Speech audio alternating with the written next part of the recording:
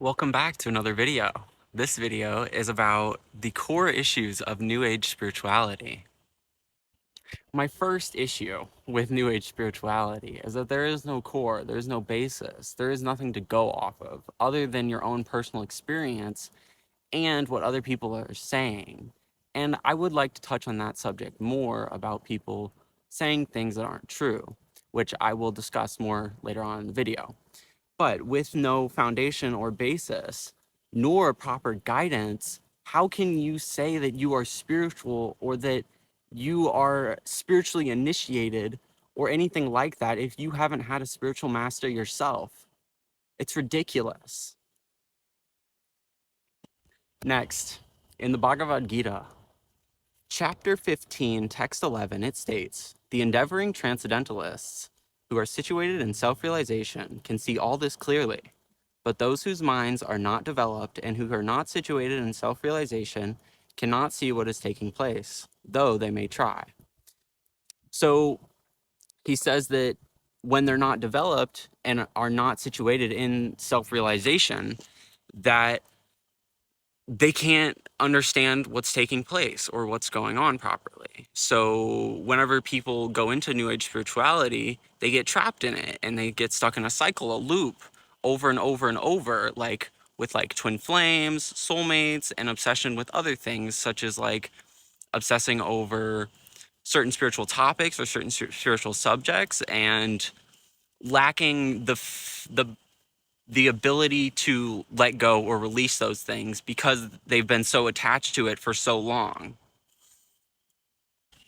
My next big issue, my core issue with New Age spirituality is misinformation online and untrustworthy sources.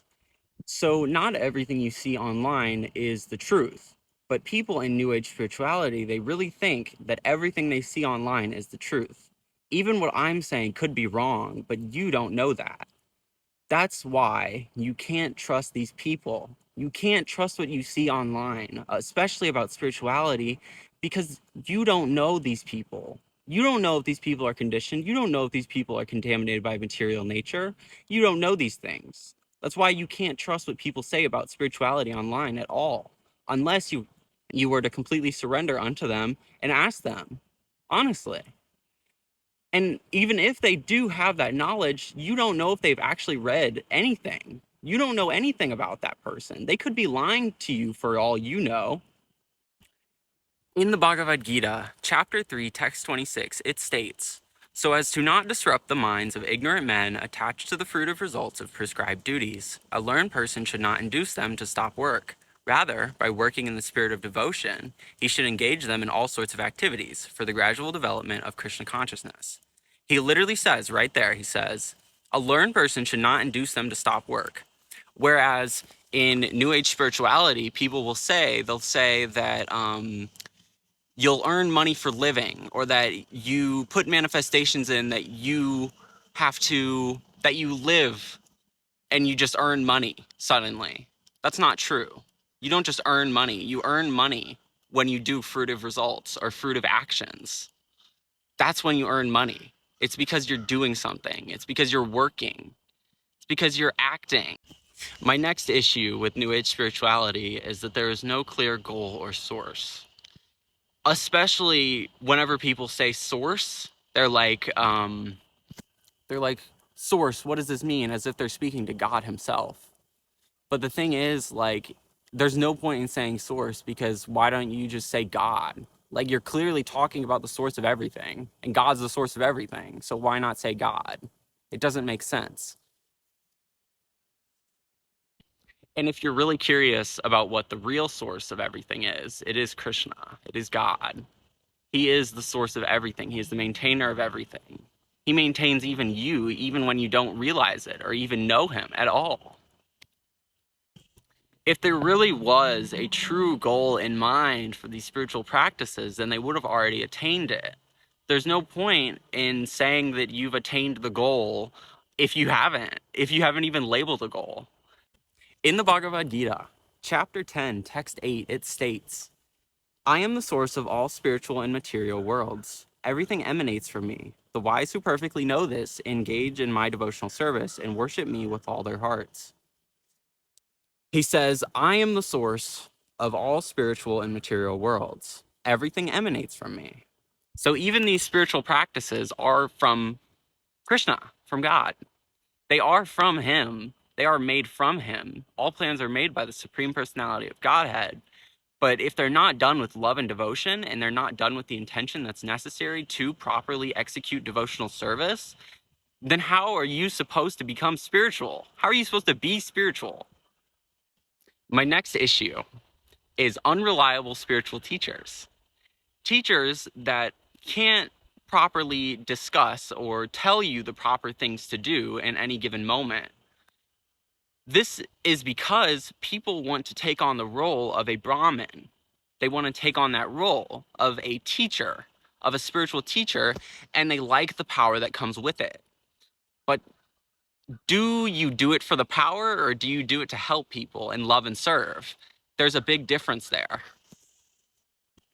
And I'm not saying to stop your spiritual practice. I'm saying it to offer it as love and devotion to God. That's my answer to you. And in the Bhagavad Gita, chapter 14, text 26, it states, one who engages in full devotional service, unfailing in all circumstances, at once transcends the modes of material nature and thus comes to the level of Brahman. Like I was saying, to the level of Brahman. Devotional service to Krishna, or God, is very, very important in spiritual practices. Because otherwise, what are you even doing it for? What are you acting for? Are you doing it out of self-interest? Or are you doing it out of love for God? The last issue I will discuss in this video is, if people are going into spiritual psychosis, then is this really good for people? Spiritual psychosis has been talked about quite a bit in the spiritual community. And it's when someone realizes or sees something or understands something that they shouldn't be able to understand at their current level, which Maya, or illusion, stops you from transcending or going beyond what you are capable of conceiving to not go insane. And that's what people are doing. They are taking in so much spiritual knowledge that they don't even know is true. And they're saying it's true and then going into spiritual psychosis because of it, because they don't have the proper parameters. They haven't gone through the prescribed duties and done their duty as an individual soul to love and serve Krishna to attain the things that they're trying to attain. And they're attaining it anyways because they desire it.